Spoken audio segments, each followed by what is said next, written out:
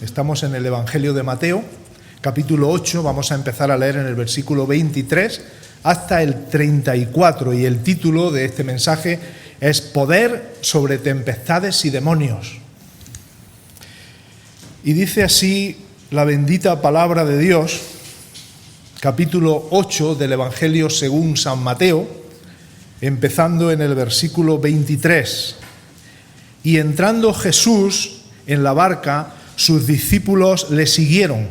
Y he aquí que se levantó en el mar una tempestad tan grande que las olas cubrían la barca. Pero Jesús dormía. Y vinieron sus discípulos y le despertaron diciendo: Señor, sálvanos que perecemos. Y Jesús les dijo: ¿por qué teméis, hombres de poca fe? Entonces, levantándose, reprendió a los vientos y al mar, y se hizo grande bonanza. Y los hombres se maravillaron diciendo: ¿qué hombre es este que aún los vientos y el mar le obedecen? Cuando llegó a la otra orilla, a la tierra de los Gadarenos, vinieron a su encuentro dos endemoniados que salían de los sepulcros feroces en gran manera, tanto que nadie podía pasar por aquel camino. Y clamaron diciendo: ¿qué tienes con nosotros, Jesús, Hijo de Dios? ¿Has venido acá para atormentarnos antes de tiempo? Estaba paciendo lejos de ellos un hato de muchos cerdos. Y los demonios le rogaron y le dijeron: si nos echas fuera, por favor permítenos ir a aquel hato de cerdos. Y Jesús les dijo: id. Y ellos salieron y se fueron a aquel hato de cerdos, y he aquí todo el hato de cerdos se precipitó en el mar por un despeñadero y perecieron en las aguas. Y los que los apacentaban huyeron y vinieron a la ciudad y contaron todas las cosas y lo que había pasado con los endemoniados. Y toda la ciudad salió al encuentro de Jesús, y cuando le vieron, le rogaron que se fuera de sus contornos. Hasta aquí la palabra del Señor, que Él la bendiga.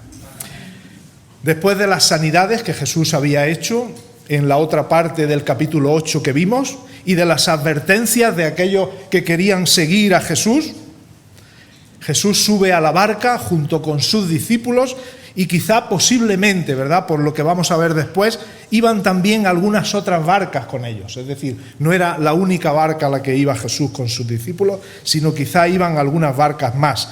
Y ellos ese día querían cruzar el mar de Galilea. Durante esa travesía se desencadenó una gran tempestad. Pero Jesús calmó la tempestad y pudieron llegar a la otra orilla, unos kilómetros más allá. Y allí, cuando llegaron al otro lugar, a la región, como se nos ha dicho, de los Gadarenos, había dos hombres que estaban siendo influidos, que estaban siendo poseídos por los demonios. Eso les producía una gran agitación en sus vidas. Y Jesús no solamente aquel día calmó la tempestad del mar, sino también calmó el corazón de aquellas personas que estaban atribuladas, que estaban angustiadas, que estaban totalmente fuera de sí en cuanto a los endemoniados. El Señor calmó también el corazón de ellos. Aquí se unen, por tanto, estos dos episodios. El episodio de la tempestad, donde vemos el poder de Jesús sobre las fuerzas de la naturaleza, y también el otro episodio de el hacer que los demonios salieran de aquellos dos hombres, donde vemos el poder de Jesús sobre las fuerzas espirituales. Así que si tuviéramos que hacer un esquema rápido, el poder de Jesús sobre las fuerzas naturales, el poder de Jesús sobre las fuerzas espirituales. Punto número 1, entonces, el poder de Jesús sobre las fuerzas naturales, la tempestad. El mar de Galilea, también llamado mar de Tiberias, es un mar no muy grande, que está en una parte del territorio de Israel, pero ese mar, por sus características, es más bien un lago grande, pero tiene unas características muy especiales en cuanto a la orografía, en cuanto a las montañas que hay por allí, y es que se desencadenan rápidamente unos vientos muy fuertes y causan tempestades que, bueno, no estamos hablando de barcos transatlánticos, estamos hablando de barcas pequeñas. Y esas barcas pequeñas se veían muy influidas por estas tempestades, por estos vientos, tanto que muchas veces temían por su vida. Pero vamos a hacernos un poco la idea de lo que estaba aconteciendo allí. Jesús, como hemos dicho, sube en la barca junto con sus discípulos. Quizá había otras barquitas también cerca de ellos que querían acompañarles. Y estando en medio de aquel mar de Galilea, se desencadena una de estas tempestades. Tanto es así que muchos de los discípulos que eran pescadores y estaban acostumbrados a que esto sucediera, este día se asustan de manera especial, temen de una manera que no era habitual en ellos. Habrían visto más tempestades, pero quizás no como esta. Y cuando están valorando allí al horizonte, diciendo: creo que esta es la tempestad más grande, llevo muchos años en el mar y no he visto nada igual. Cuando miran hacia un lado, observan que Jesús estaba durmiendo sobre uno de los cabezales de la barca. Y ya se asustan del todo, ¿no? Porque dicen: bueno, no tenemos nadie que nos pueda ayudar. Jesús se encontraba descansando. Jesús, como hemos hablado antes, en toda su marcha diaria, ¿verdad? Él se despertaba muy temprano para orar, él tenía ministerio durante todo el día, incluso por la noche iban en busca de él, y en un momento, ¿verdad? Pues él se quedó durmiendo, porque como veremos después, él era totalmente Dios, pero él era totalmente hombre. Y estaba cansado y se quedó durmiendo, ¿verdad? Pero durmiendo de la forma más tranquila, más confiada y más imperturbable de lo que podáis pensar. Él sabía que tenía el control sobre todas las cosas.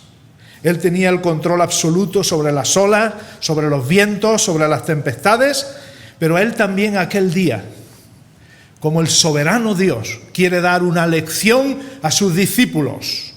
Y es: yo puedo calmar no solo la tempestad en el mar, sino también puedo calmar las tempestades internas del corazón humano. Y ahora mismo, vosotros, discípulos míos, estáis pasando un momento de temor en el que se está desencadenando una tempestad interior cuando afrontáis los temores, las dudas y las ansiedades.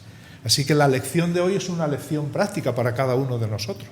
Cuando estamos enfrentando esos temores, ese miedo que no sabemos qué va a ocurrir, esa ansiedad que es miedo a algo que uno no sabe definir exactamente. Tengo el miedo metido en el cuerpo, ¿verdad? Lo hemos escuchado y lo hemos sentido a veces. Parece como si fuera a pasar algo malo, yo no sé lo que es, pero tengo miedo porque parece que va a ocurrir algo malo. Tengo ansiedad, tengo temor, tengo pánico, tengo dudas.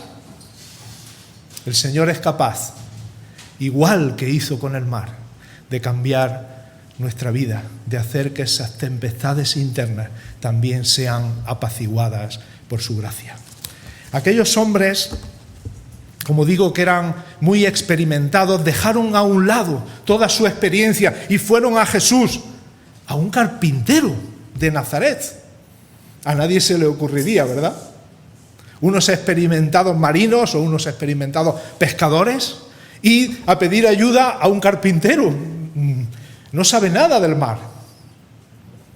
Pero ellos intuían, hermanos y hermanas, ellos intuían que aquel que dormía tranquilamente sobre un cabezal de la barca era un hombre poderoso, era un hombre especial y era un hombre divino.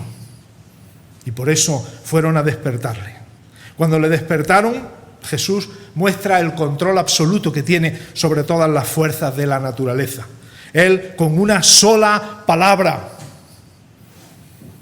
calla, enmudece, dicen algunos evangelios, ¿verdad? Él, con una sola palabra, puede calmar la tempestad. ¿Y sabéis por qué, hermanos?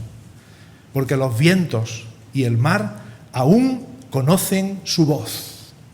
Él fue el que un día le dijo a la luz: sea la luz, hágase la luz. lo que los teólogos llaman el fiat divino, el hágase divino. Hágase la luz, háganse las aguas, hágase el mar. Los vientos y el mar todavía conocen su voz. Y cuando Él les habló y les dijo, calla, enmudece, dice la Escritura, y el otro día lo decía también el hermano, dice la Escritura que se hizo una grande bonanza. Los que no conocemos mucho de las tempestades del mar, ¿verdad? Pero los que saben de estas cosas dicen que ni en un minuto, ni en una hora, ni en 3 horas. Tiene que pasar por lo menos un día para que una tempestad grande se apacigüe. Y va poco a poco, ¿verdad? Poco a poco, apaciguándose. En un momento, hermanos.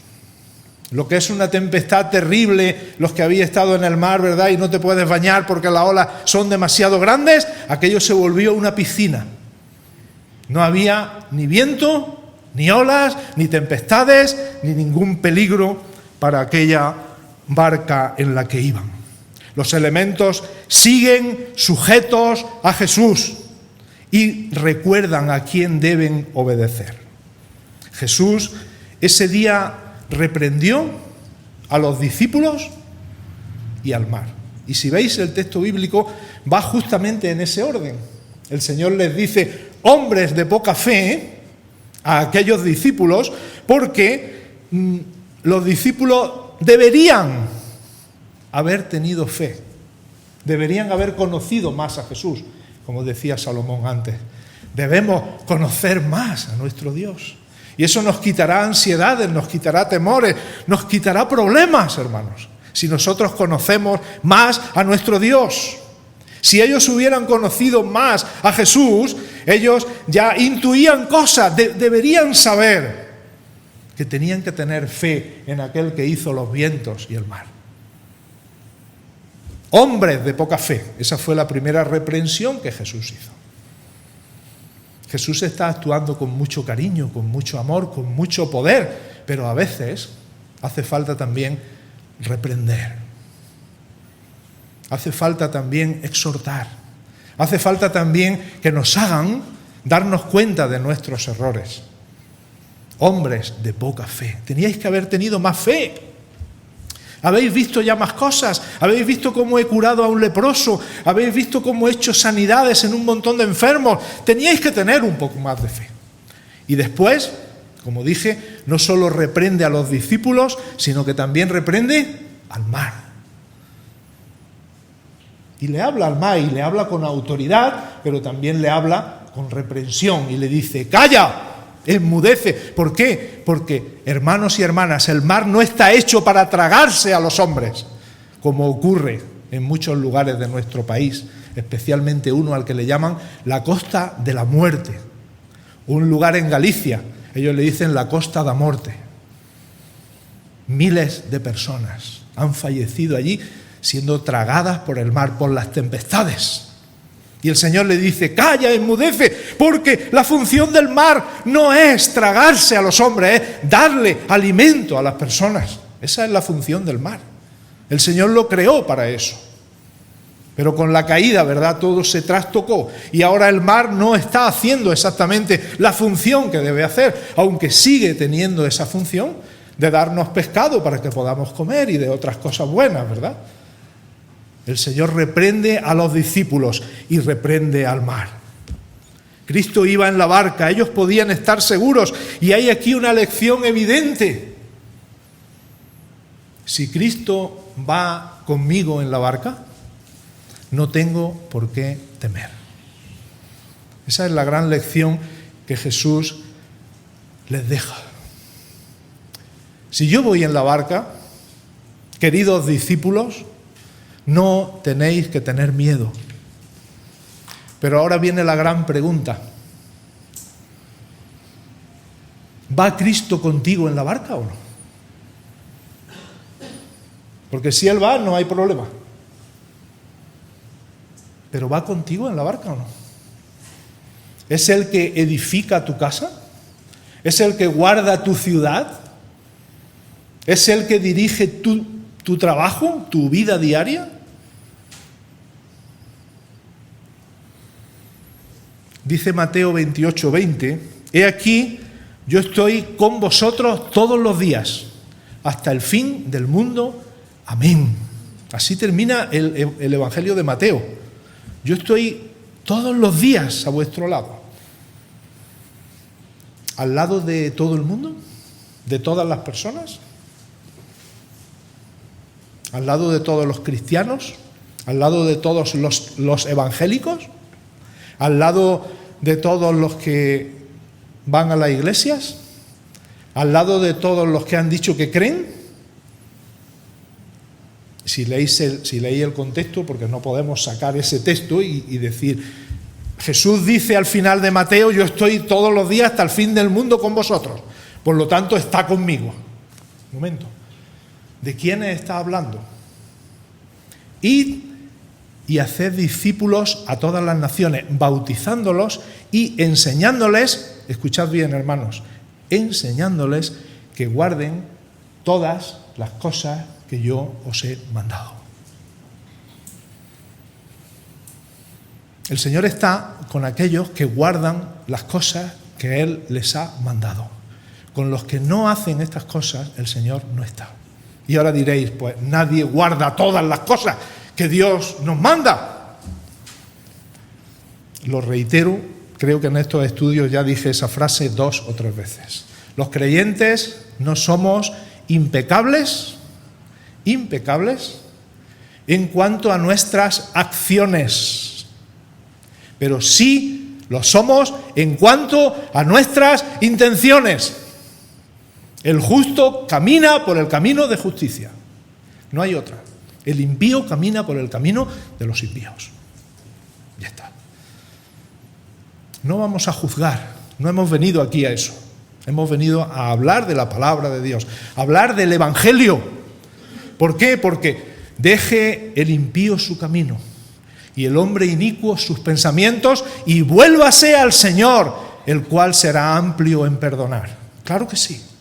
El Señor quiere estar con muchos y con muchas hasta el fin del mundo, pero para eso tenemos que ser discípulos de Él, que guarden todo lo que nos ha mandado. Si no es así, hermanos, el Señor no estará a nuestro lado. Dice otro texto, también en Juan 14, 23, respondió Jesús y dijo, el que me ama, mi palabra guardará, y mi Padre le amará, y vendremos a Él y haremos morada con Él. Y de nuevo, hermanos, el contexto. No nos podemos quedar con la última frase, vendremos a Él y haremos morada con Él. ¿Ves cómo Jesús está siempre en mi barca?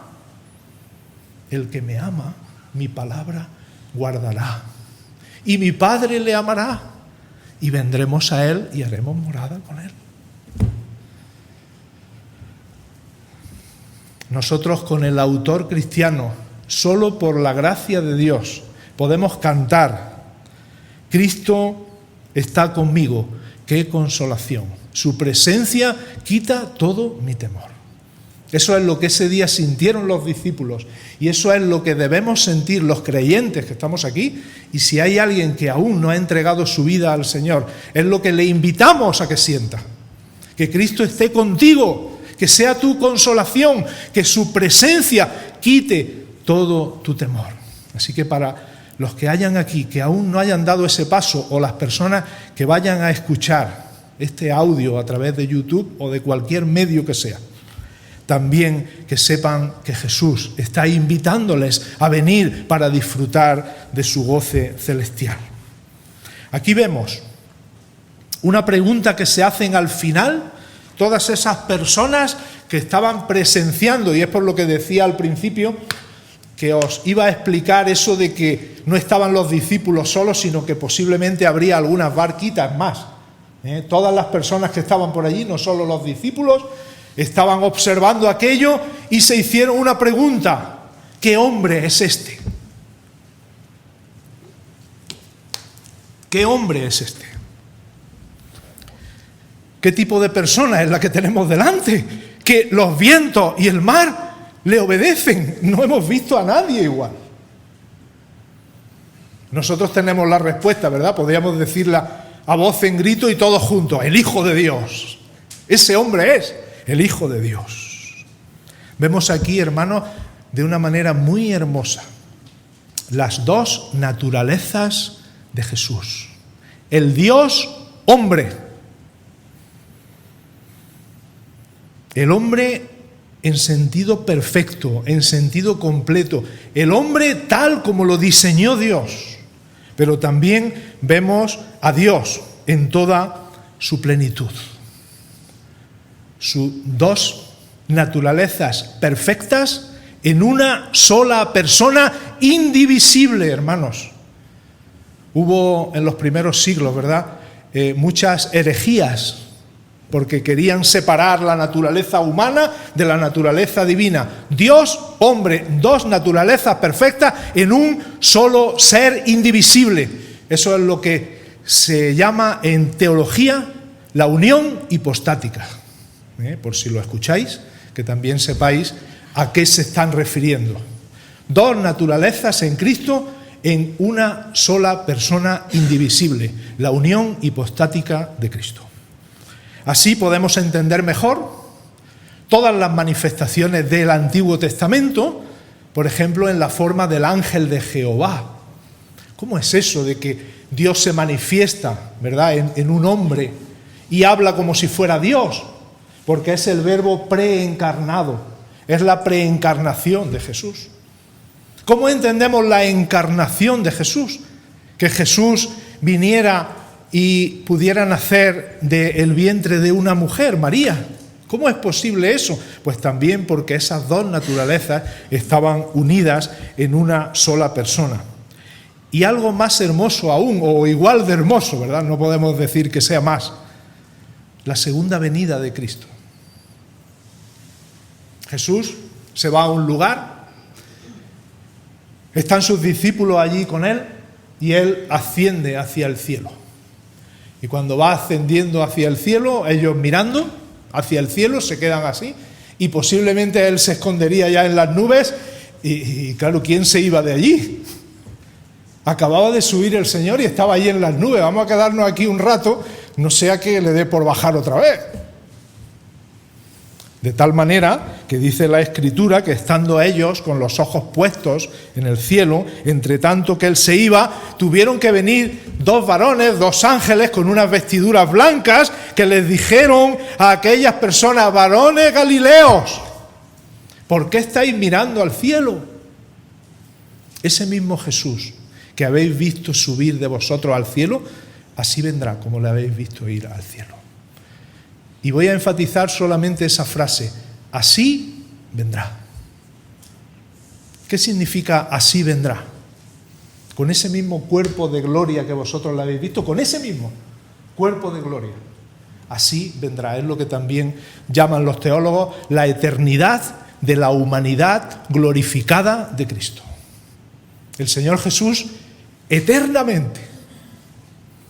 Esto es muy hermoso, hermanos, muy hermoso. Eternamente tendrá un cuerpo de gloria. Lo tiene ahora en el cielo. Y cuando Él venga, aquellos ángeles dijeron: ¿por qué miráis al cielo? Cuando venga, así vendrá, como le habéis visto irse. Con ese mismo cuerpo. Lo vais a conocer, vais a saber quién es. El Hijo de Dios, cuando venga a recoger a su iglesia y a establecer su reino en la tierra. Jesús calma la tempestad, el poder de Cristo sobre las fuerzas de la naturaleza, pero nos queda otro punto, el poder de Cristo sobre las fuerzas espirituales. Cuando llegaron al otro lado del mar, ya es coser y cantar, ¿verdad? Está en medio del mar, se quita la tempestad, se queda como en una piscina, pues si iban remando o lo que fuera, eso era ya coser y cantar. Ya estamos en la otra orilla. Llegan a un municipio que se llamaba Gadara.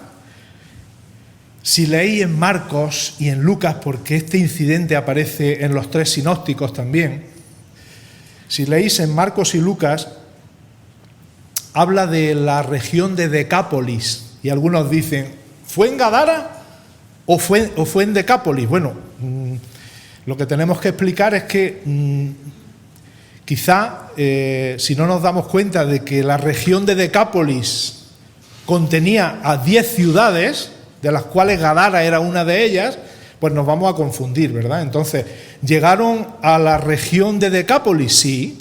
¿Llegaron a Gadara? Sí. Vienes viajando del norte y llegas a Andalucía. Bien, pero he llegado a Jaén. No se contradice, ¿verdad? Las dos cosas son verdad. Entonces llegaron a la región de Decápolis, pero a la ciudad de Gadara. Si queréis os digo que la región de Decápolis la formaban 10 ciudades: Gerasa, Escitópolis, Hipos, Gadara, Pella, Filadelfia, Capitolias, Canata, Avila y Damasco. El que la repita le doy un premio. Perdón, 10 ciudades, Decápolis. Lo más interesante aquí, bueno, otra cosa también en cuanto a la exégesis. ¿Un endemoniado o dos? Porque aquí aparecen dos. Y en Marcos aparece uno y en Lucas también aparece uno. ¿Qué pasa? ¿Es que se contradice la palabra? Bueno, hermanos, podía haber dos y Marcos se fija más en el más violento, en el que quizá dominaba sobre los dos. Podían haber dos o podía haber uno, ¿verdad? Pero eso creo que a nuestros efectos no tiene mayor relevancia. Lo que sí tiene relevancia es aquí notar el poder de Cristo, como hemos dicho, sobre las tormentas internas del ser humano, dramáticamente representado por la actitud de los dos endemoniados. Fijaros cómo el Señor nos ilustra aquí, porque esto es un hecho real, pero el Señor ilustra aquí las cosas que pueden estar pasando ahora mismo en el corazón de un hombre que veis aquí con su chaqueta y parece que está tranquilo y tal. En el corazón pueden estar ocurriendo tempestades terribles. Y el Señor lo ilustra eso de manera dramática, haciéndonos ver la historia de los dos endemoniados, porque Él se da cuenta de que eran hombres sin control, eran hombres violentos, eran hombres irracionales, indomables, feroces, brutales, energúmenos, dañinos, antisociales. Y esto es algo, como digo, exagerado. Ninguno de nosotros somos así, ¿verdad? Pero ¿y el corazón cómo está? ¿El corazón está quieto, como el mar se había quedado como una piscina? ¿O en tu corazón hay una gran tempestad ahora mismo? Una gran lucha con Dios. Una gran lucha de temores. Una gran lucha de ansiedades. Una gran lucha de dudas. El Señor ilustra con estas dos personas cómo Dios puede transformar tu vida en una persona digna y en una persona tranquila. Y aunque nos parezca un poco radical lo que voy a decir ahora, la situación del ser humano, según la palabra de Dios, es una situación semejante a la de estos dos hombres cuando no conoce al Señor. Y diréis, bueno, no hemos conocido, por lo menos yo no he conocido ninguna persona en esta situación que vaya desnudo por medio de los sepulcros, haciéndose cortes con las piedras, que nadie pueda pasar por aquellos caminos porque sea violento y se te lance y sea una persona brutal de esta forma.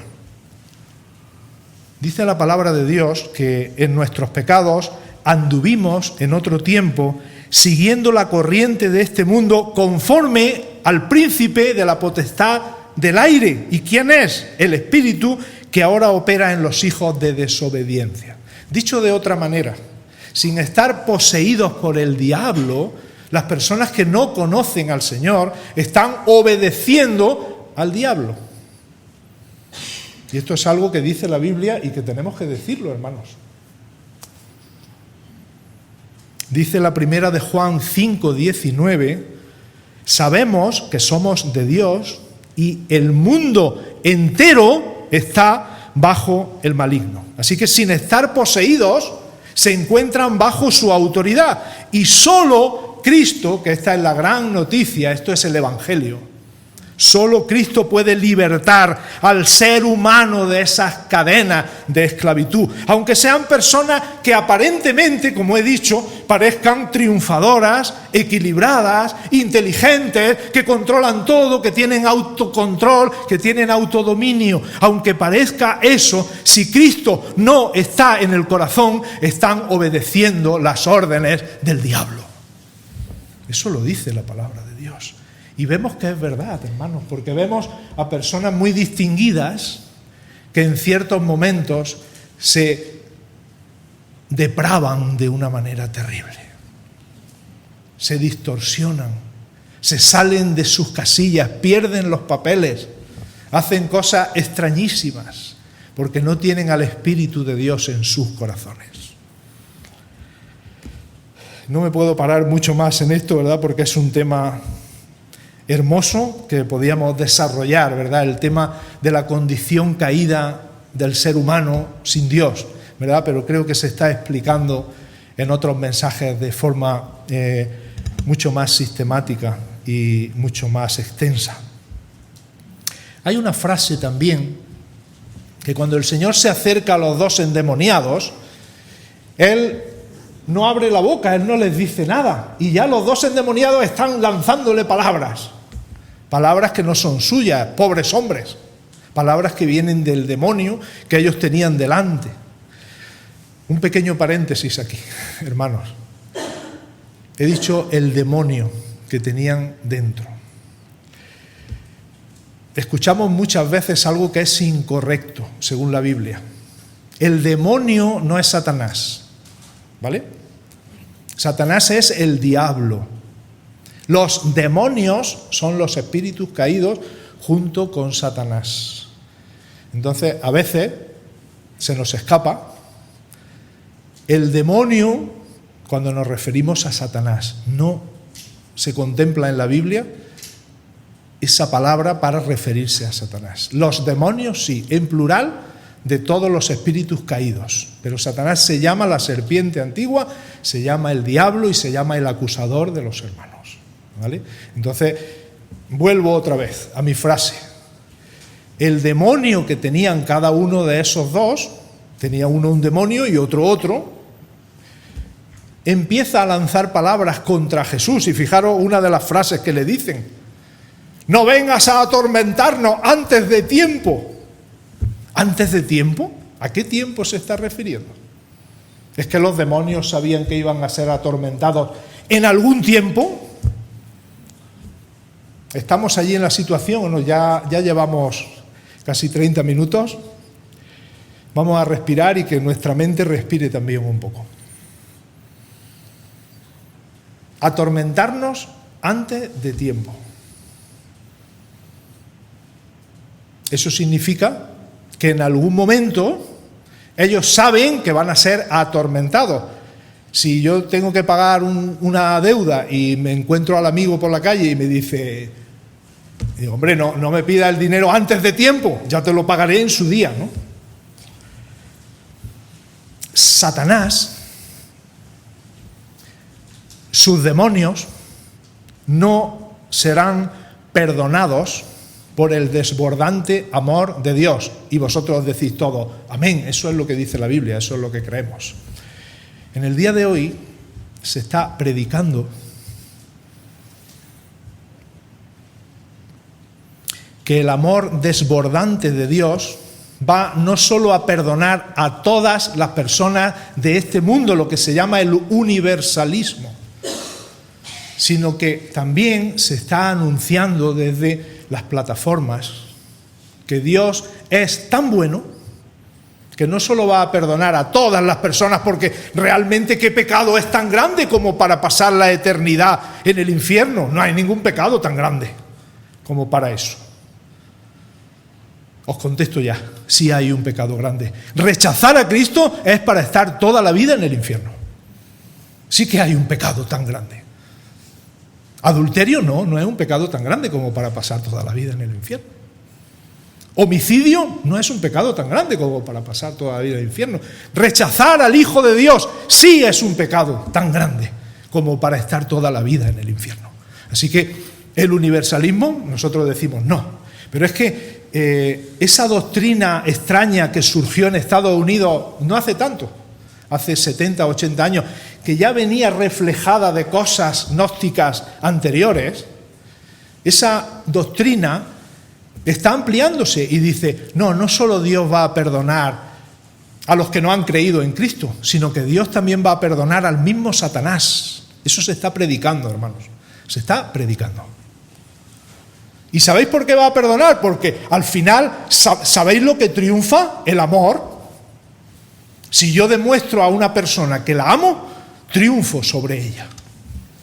En cierto modo pueden tener razón para asuntos mundanos, parciales, asuntos de aquí y ahora. Bueno, sí, el Señor nos dice que amemos a nuestros enemigos. Pero el amar a nuestros enemigos no se contradice con lo que dice Apocalipsis 20:10. Y el diablo que los engañaba fue lanzado en el lago de fuego y azufre, donde estaban la bestia y el falso profeta, y serán atormentados día y noche por los siglos de los siglos. Palabra de Dios. Apocalipsis 20:10. Universalismo no. El amor siempre triunfa. El Señor ha establecido su palabra. Y su palabra es sobre todas las cosas. La palabra de Dios es verdad. Si la palabra de Dios dice que al final el diablo, la bestia y el falso profeta van a estar en el lago de fuego y azufre, nosotros lo único que podemos decir es, Señor, tú sabes todas las cosas. ¿Sabéis una cosa? A los responsables de las iglesias no nos gusta que la gente se pierda. Y dice, hombre, ya, eso ya lo sabemos. Pero yo quiero decirlo para que lo sepáis. Nosotros cuando tenemos que predicar que el que no cree en Cristo va a ir al infierno, a nosotros nos duele el corazón. Hermanos que predicáis aquí, ¿verdad? Nos duele el corazón. Porque nos gustaría que muchas más personas se salvaran, igual que nosotros. Que muchas más personas pudieran escoger el camino correcto, que muchas más personas fueran a Cristo y fueran liberadas de esas cadenas, porque como dice la Escritura, el que cree en el Hijo, tiene vida eterna, y si Cristo no te libertare, no serás verdaderamente libre, pero al que Cristo hace libre, ese es libre en verdad, para siempre. A nosotros, ¿qué más nos gustaría? Que hubiera libertad a los pies de Cristo. Pero tenemos que decir lo que dice la palabra de Dios. Jesús se acerca a los endemoniados. Otra cuestión aquí importante. No hay una persona tan pecadora en este mundo, ya lo he dicho antes, a quien Cristo no desee restaurar. No nos da miedo acercarnos a personas de todo tipo que no crean en Cristo para anunciarles la palabra de Dios. Y Jesús lo hace. Jesús tenía motivos, hermanos, para no acercarse a esos dos hombres, ¿sabéis? Al menos hay tres motivos o tres razones por las cuales Jesús no debería acercarse a esos hombres. Una, porque eran gentiles. Estaban en una zona gentil y cuidaban cerdos, algunos de ellos por allí. Era una zona gentil. Dos, porque tenían demonios. Y tres, porque vivían entre los sepulcros, estaban tocando huesos de muertos y cosas de este tipo. Un judío no se podía acercar a estas personas, por tres motivos. Pero Jesús se acerca a ellos, lo hace con amor y poder, y hace que los demonios salgan de ellos y se vayan a un hato de cerdo. Aquí no dice el número, unos 2000 cerdos. Una piara o un hato de cerdo, 2000 cerdos aproximadamente. Ahora yo me hago una pregunta. Bueno, Jesús, el Hijo de Dios, con poder, se acerca a aquellos hombres. Señor, ¿tú cuánto quieres que yo me acerque a los pecadores? ¿Cuánto quieres? Y el Señor te contesta en la Escritura. Anúnciales la palabra de Dios. Acércate a ellos para hablarles de Cristo. Pero que ellos escuchadme muy bien, hermanos, os lo ruego, que ellos se conviertan a ti, no te conviertas tú a ellos. Esto se lo hemos hablado a nuestros hijos desde que tenían 5 o 6 años que podían entendernos.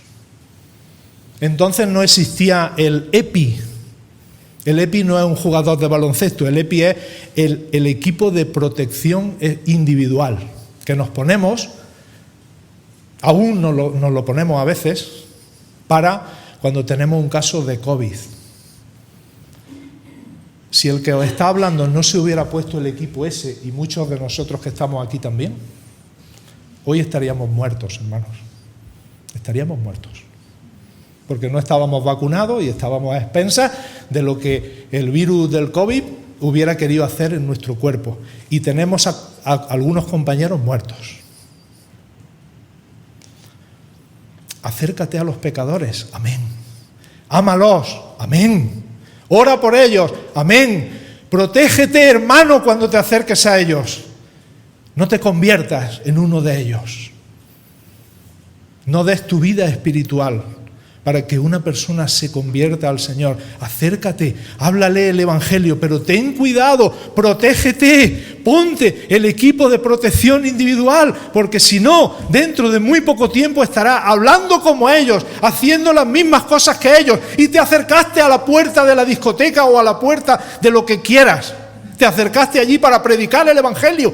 ¡Qué buena razón la que tú tuviste aquel día! Pero te equivocaste. No te protegiste y entró ese espíritu en ti. No te has protegido y ahora eres uno de ellos. Terrible, terrible.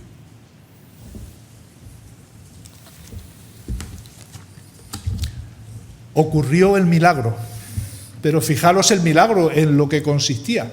En ver a 2 personas que más o menos se habían vuelto normales. Estaban sentados, vestidos, ya no estaban desnudos, en su juicio cabal. Estaban allí. Pero si te asomabas a la costa, con lo que nos gusta, ¿verdad?, mirar desde el acantilado, qué bonito está el mar hoy. Había 2000 cerdos flotando en el mar. ¡Qué horror! No daban ganas de bajar a la playa, ¿verdad? Madre mía, lo que había allí. Y claro, los que cuidaban a los cerdos vinieron rápidamente al pueblo y dijeron: mirad, este Jesús de Nazaret ha venido aquí, muy bien, habrá curado a 2 de nosotros, pero hemos perdido 2000 cerdos, hemos perdido nuestro negocio. Menuda ruina nos ha traído este hombre aquí. Y encima asomaron a la playa. 2000 cerdos que flotan, a ver, eso ahora, hasta que desaparezca eso, no sé cómo lo vamos a hacer. Había sido puesto a raya Satanás, sí. La fama de Jesús que había tenido en la otra orilla antes de que vinieran aquí. Estupendo. Pero ahora a estos le dicen: vete de aquí, no queremos que estés en nuestra tierra. Y le invitaron a irse.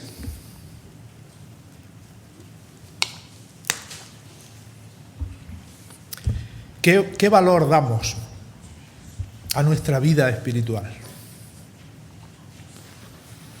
Dicho de otra manera, si tenemos que renunciar a algo que tiene que ver con nuestro bienestar económico, ¿qué valor le damos a eso? ¿Somos capaces de dejar cosas legítimas o cosas que tienen que ver con nuestro día a día para tener más de Cristo?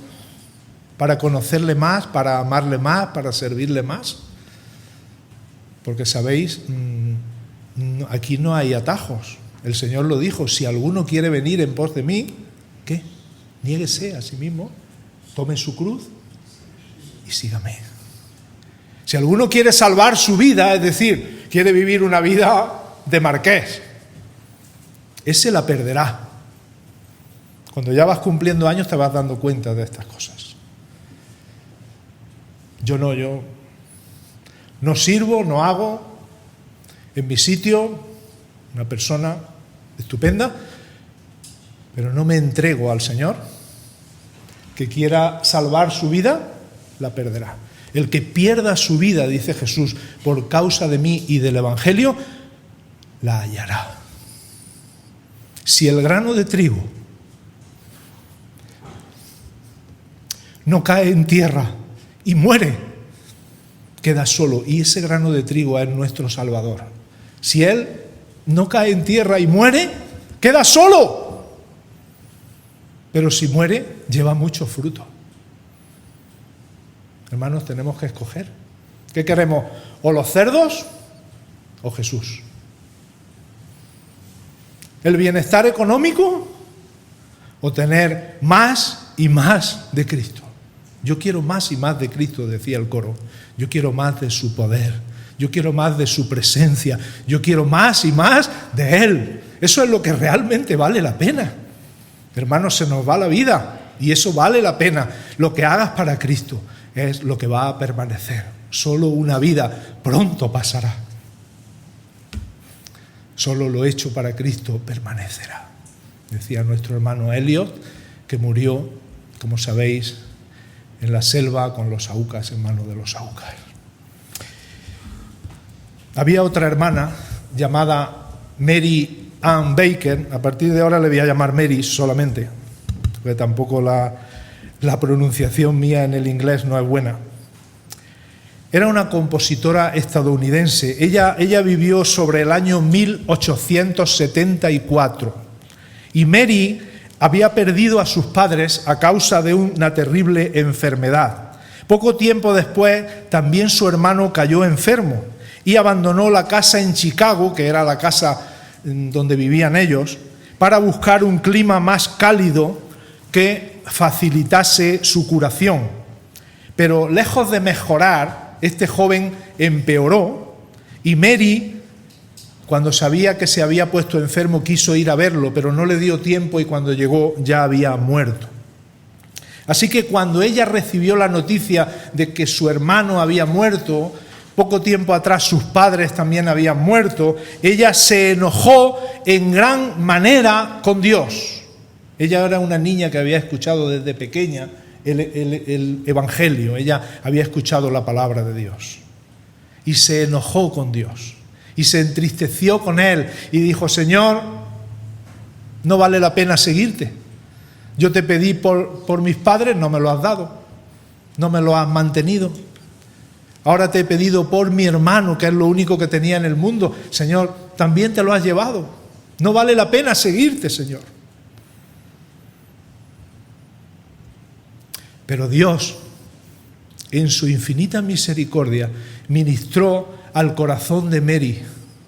Y la fe que tuvo en la niñez volvió para transformarla de una mujer rebelde en una mujer de Dios. Y escribió una canción que voy a leer. Mira, Señor, la tormenta, la brava y oscura mar, las horas que cubren la barca a punto de naufragar. ¿Cómo estás tan dormido? Despierta, oh Señor. Nos hundimos y el corazón falla, prendido de un gran temor.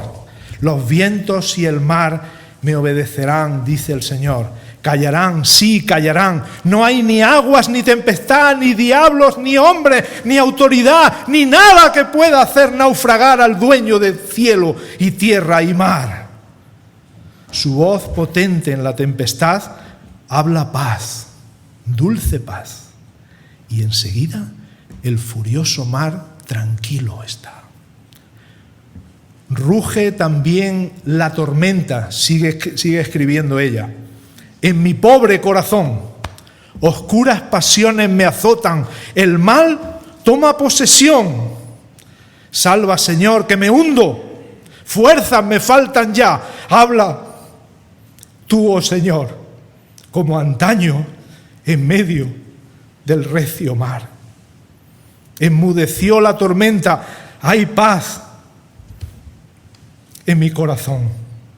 El sol de tu gracia disipa las nubes y el turbión, pero Señor, no te vayas, toma tú el timón y conduce mi frágil barquilla a tu celestial Sión. Y dice el Señor: los vientos y el mar me obedecerán, callarán, sí callarán, no hay ni aguas, ni tempestad, ni diablos, ni hombres, ni autoridad, ni nada que pueda hacer naufragar al dueño del cielo y de la tierra y del mar. Su voz potente en la tempestad habla paz, dulce paz, y enseguida el furioso mar tranquilo está. Que el Señor ministre también hoy en tu corazón y en el mío, para que al escuchar la palabra de Dios, esto traiga arrepentimiento, santificación y paz para su gloria. Amén.